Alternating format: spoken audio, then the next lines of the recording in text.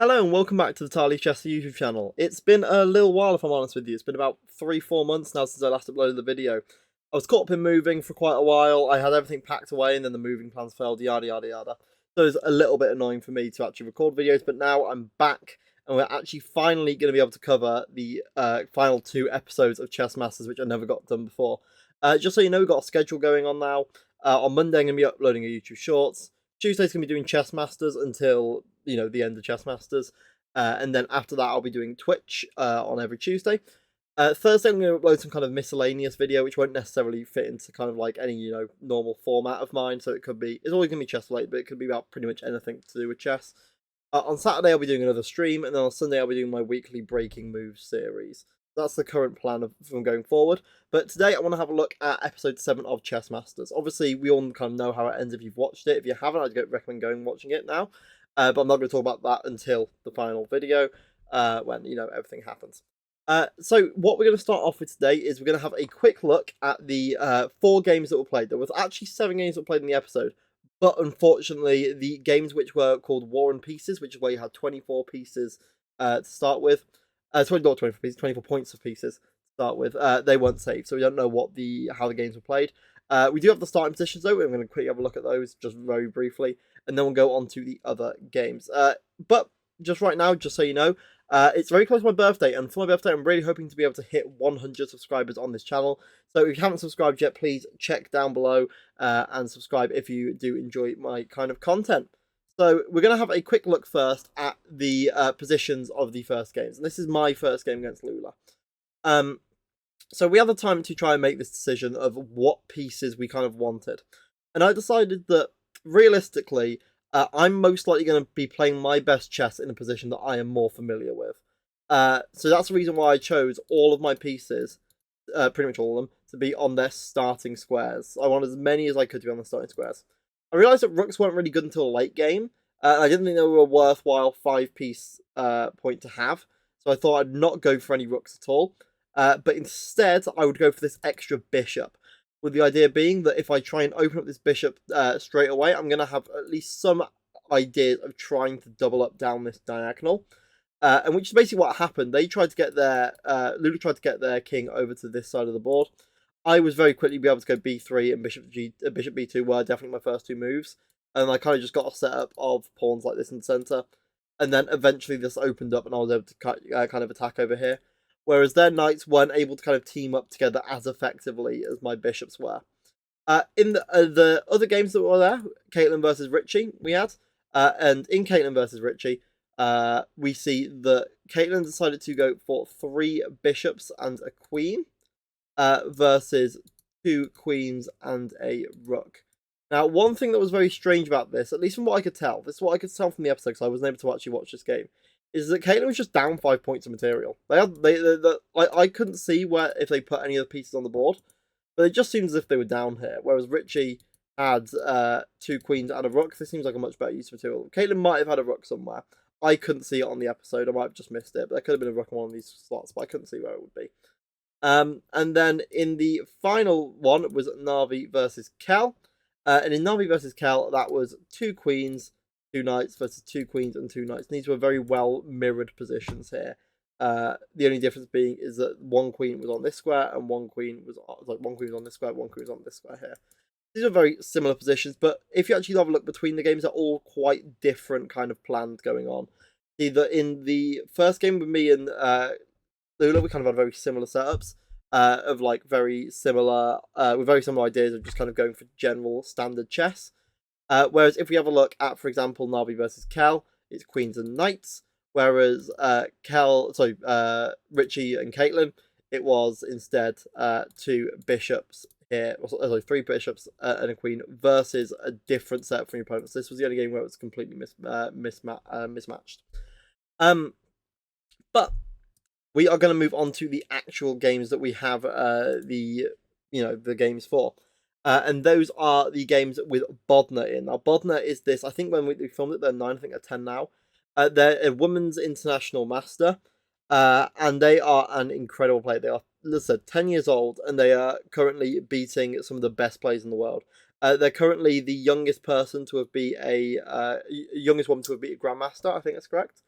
before, which happened at the British Chess Championships, which I was at. So that's going to be another video that's going to be going over. On Thursday, our miscellaneous video is going to be going over my very, very strange performance at the British Chess Championship. So make sure you tune into that.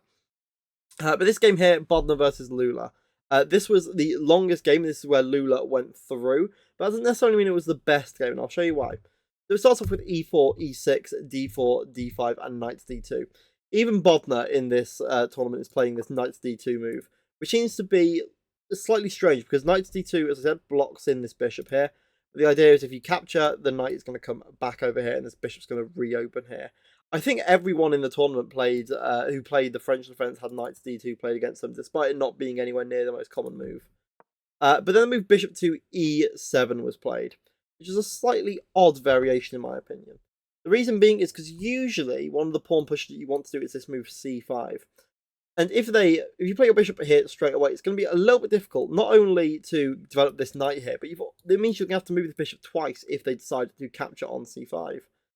So it might have been a slightly better idea, maybe. I'm not sure. Don't come at me here.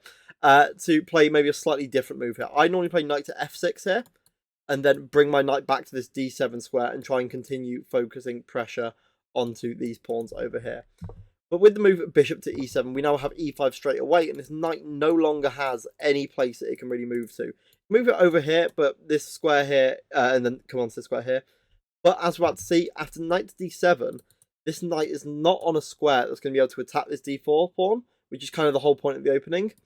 The move c5 is often played here as like the starting point here, and then playing knight to here, then knight coming back round here, and then attacking this pawn, which then would make slightly more sense. But playing knight to d7 is the wrong kind of path to go towards, because c5 now doesn't carry the same threat against this pawn. Bishop to d3 and bishop to h5, and now after we see captures and the knight coming in, the bishop is now going to be able to recapture, and the pawn will then recapture as well. And we're going to see capture this one here. We now have double pawns here. The king side is very much open. Now these double pawns aren't too weak here, but usually if you're doing this, you're supposed to recapture like this and have a setup like this, so your king is very secure. Taking it with this pawn isn't usual, because it just means that you're going to end up being hammered on this side with some kind of attack. We see the move knight to c6. The pieces now are moving away from this side, which isn't normally a good thing. If you've opened up this open file here, you're going to want to try and be forming some kind of attack down this side. It's going to be a little bit difficult to try and manage that. Move like maybe f6 here could be a little bit better, just so you can try and undermine the centre here and try and get this knight to come back over this side. The bishop comes to g5 to attack the bishop over here. And we see the move h5, captures and captures. The pawn comes to b3, and then we see a check. And Lula has a very crucial decision here. And I think this is one of the reasons why Lula was got quite far in this competition. Is because in this position, I would say that black is in a worse position. Okay, the king has not got safe. They've got a really, really bad light squared bishop here.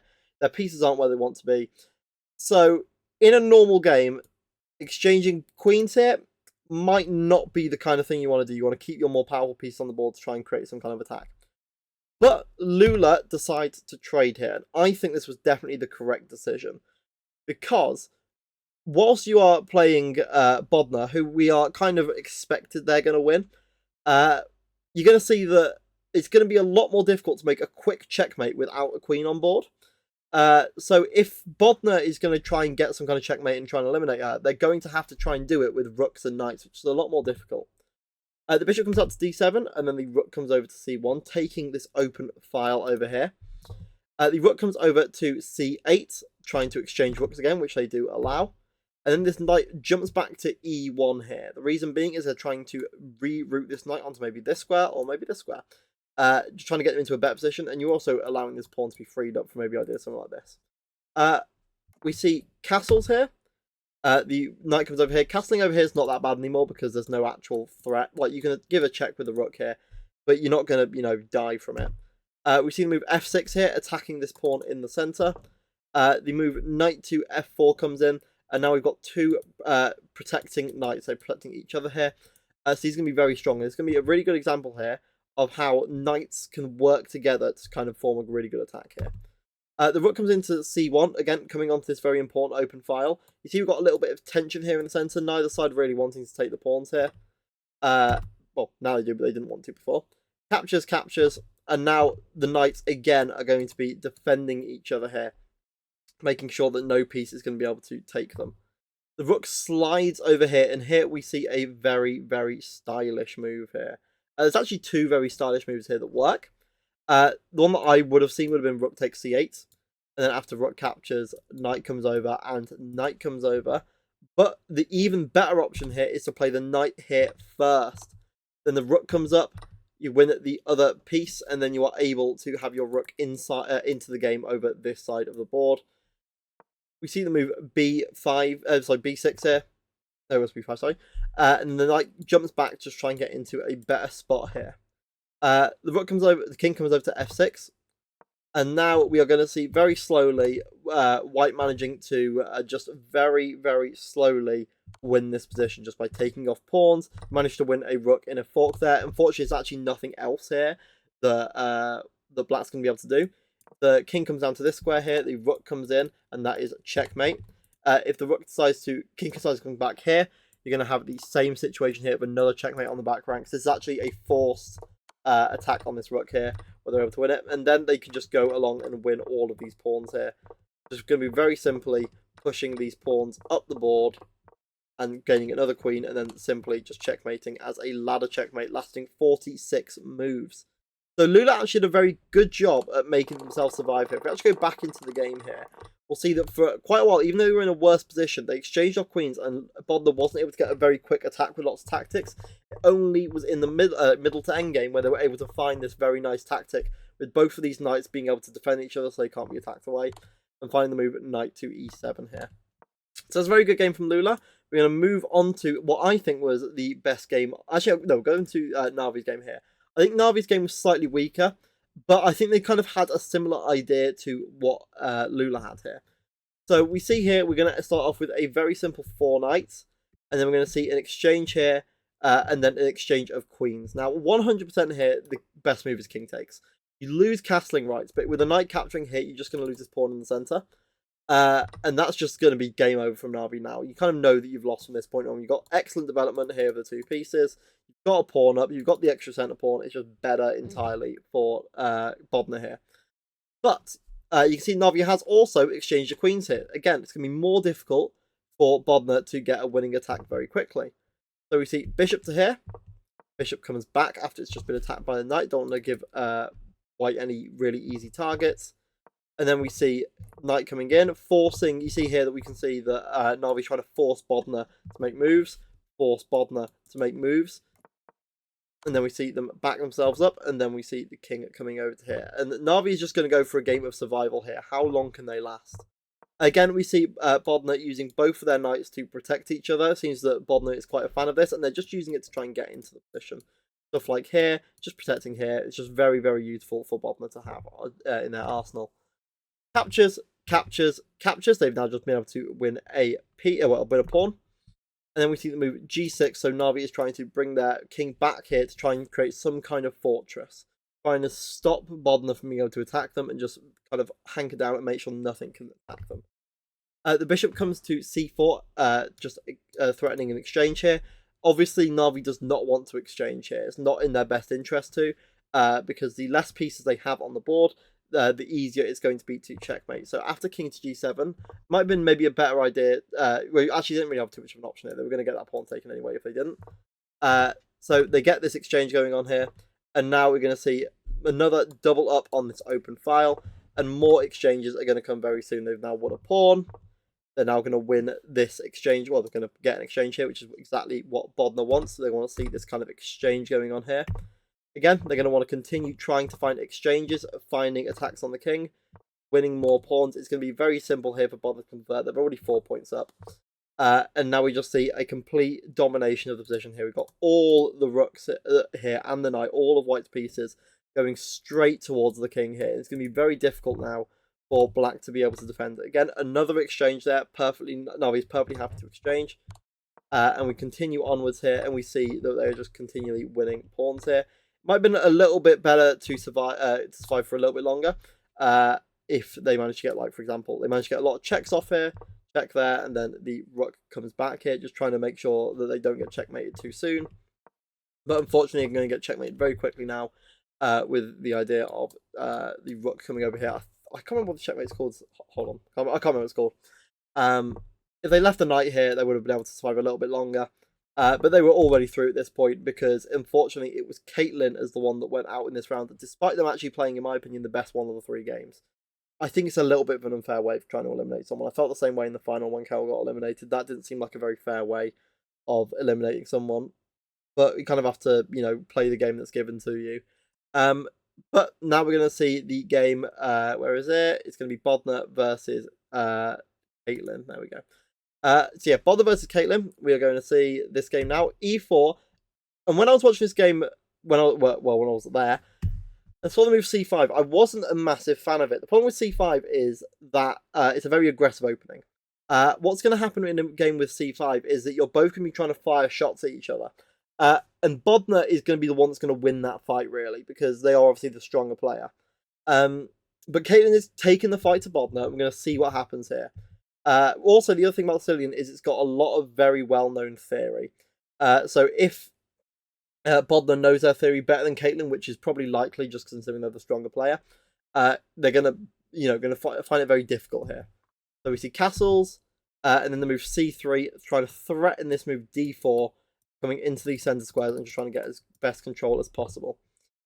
A6 captures and then captures back. Usually we see the move captures with the D pawn here, then it allows that bishop to come out a little bit easier. But instead we see capture with a C pawn, trying to support maybe a push on D5 in the future, something along those lines. D4 is played, and then we see captures, and now these 2 pawns are undoubled. Knight comes out, and then we're just going to get the king castled safely. And Caitlyn is going to try and go for a game where they are just very safe and not much is going to happen to them. E5, knight to D5, exchanging off here. And Caitlyn has now got another set of double pawns here. And they're going to have very, very strong light squares here. So they're going to be able to have all their pawns very strong in light squares. But neither of their bishops are going to be able to do too much here. This bishop here is going to be trying to get onto this diagonal because that's the only spot it can really go to. But this bishop here is very much penned in. These 2 pawns have basically stopped it from having any kind of movement. We see rook to E8, and then bishop to F4, queen to B6, and then we just kind of continue on from this point. And we see this very aggressive move H4, trying to break down this side of the board here with this pawn here, trying to push it up the board and trying to get some kind of activity going on over here. See the move D6. And then queen to D2, attacking this H6 pawn, effectively trying to force the idea of the move king to H7. Rook to E1 is played, just continually developing pieces. And Caitlyn here is playing perfectly fine. They're actually pretty much completely even here, because all their pieces are, fine. They haven't lost anything yet. And they're playing just very, very solidly here. Bishop comes to F5, and the queen comes to E3. A4, Caitlyn is taking this game to Bodnar, trying to exchange pawns here, trying to just get something going and trying to get this rook active on this D file here. We see captures here, and here is the part where Caitlyn makes their only real proper mistake of the game. And the reason for that is because, well, I'll show you what they play first, and it's taking here, which doesn't actually look too bad. We can see knight, queen, that's only 2 pieces attacking, and they've got 1, 2 defending. So this should just be a 1 pawn here, or at least, an exchange, sorry. But the problem is, at the end of the sequence, they are able to win this pawn and threaten promotion here. And unfortunately, this cannot get back to support this straight away. What it can do is play to here, rook to the C7 here, allowing the idea of capturing here. Let me show you here. Oh, I'm sorry. Where was the move that was played? Sorry, there first. Then, if they play the move here to protect this pawn, they cannot take this because of promotion. So instead of that, what they should have played here is a little bit difficult to see. This pawn is hanging, but there is also this pawn hanging as well. And this is an incredibly hard move to spot, because after pawn takes here, they look like they're in a lot of danger here. But this rook is just about stopping any attacks going on here. There isn't any dark light squared bishop for whites to try and attack this this rook to get off that file. So realistically, this isn't too bad here for black. It just looks a bit scary to play. But with the sequences actually played, they just end up losing that pawn. And unfortunately for them, they are unable to hold this position down. There's just two passed pawns. They're going to find it very difficult to defend both of them. Caitlyn tried to win this pawn here, which I think they have done by capturing here, but unfortunately they have this skewer here.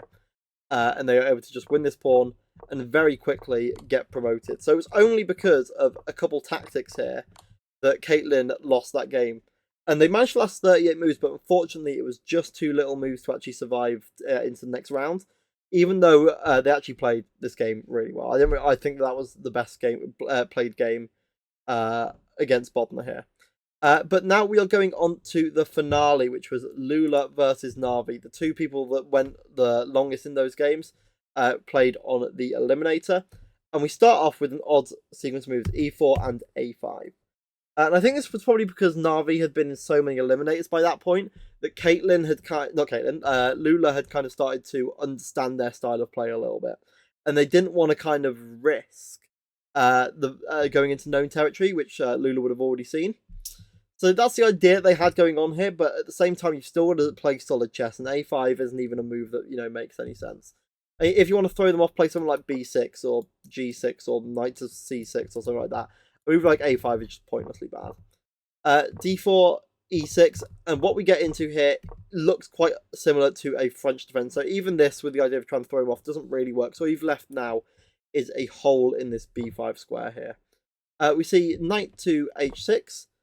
Bishop to D3, Bishop to D7, castles, and knight comes out. And Na'Vi's actually managed to recover this into an okay position here. They've now doubled up these pawns on this side here, same as we saw in one of the earlier games of trying to open up this rook's G file here. But it does mean the pawns are a bit weak, and if here Lula can survive the onslaught which comes with that, they're just going to be fine. The queen comes to D2, trying to attack that pawn. And then we see the move F6 here, attacking the E5 pawn in the centre.